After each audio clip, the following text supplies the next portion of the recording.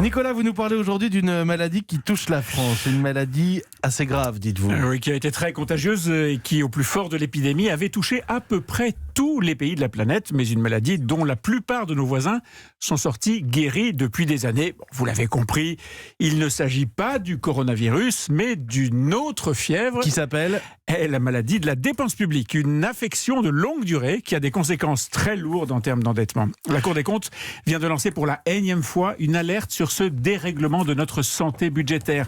Avec des mots très durs, il n'y a, dit-elle, aucune amélioration des comptes publics. Au contraire, leur redressement est aujourd'hui à l'arrêt. C'est comme ça. Année après année, le total des dépenses progresse. Il vient de dépasser les 1300 milliards d'euros. Et rien n'est vraiment fait pour se soigner. Vous disiez que la plupart des pays sont guéris de cette, de cette inflammation des dépenses. Pour reprendre votre image médicale, Nicolas. Ils font en moyenne 3 fois mieux que nous. En fait, Emmanuel Macron, comme ses prédécesseurs, est en train d'échouer sur ce point. Il avait promis d'être à 0 déficit en fin de mandat. Il n'y a plus aujourd'hui aucune chance d'y arriver, car c'est pas très difficile de prévoir que le gouvernement ne va pas se lancer dans la chasse aux dépenses publiques d'ici aux élections de 2022. Bon, mais on peut quand même vivre avec cette inflammation. Oui, mais Docteur. mal, c'est un piège. La France est le pays qui dépense le plus, il est celui qui prélève le plus d'impôts et de taxes, il est celui qui redistribue le plus, et malgré cela, il est celui dont les habitants sont le plus en demande d'aide et de prestations publiques. Et c'est celui qui, de tous les pays modernes, a le plus fort taux de pessimisme. Voilà cette maladie de la dépense.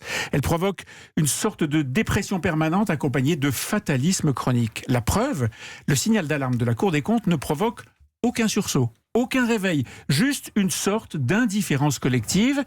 Et je crains même que cette situation ne soit en train de s'aggraver. Ah oui, quels sont les symptômes ? Les programmes électoraux, par exemple les grands travaux pharaoniques promis par certains candidats aux municipales, et puis le contexte politique. La baisse des dépenses publiques est considérée comme une purge que personne ne veut revendiquer. Au contraire, au moment où va commencer le procès Fillon, beaucoup, y compris dans sa famille politique, en profitent pour se désolidariser du programme de redressement des finances publiques qu'il avait défendu. Et pour tuer cette idée, ses détracteurs ont un mot magique, libéralisme. Vouloir réduire les dépenses publiques, c'est être ultra-libéral. Eh bien, voyez-vous, c'est la première fois qu'un médicament est davantage craint que la maladie qu'il doit soigner.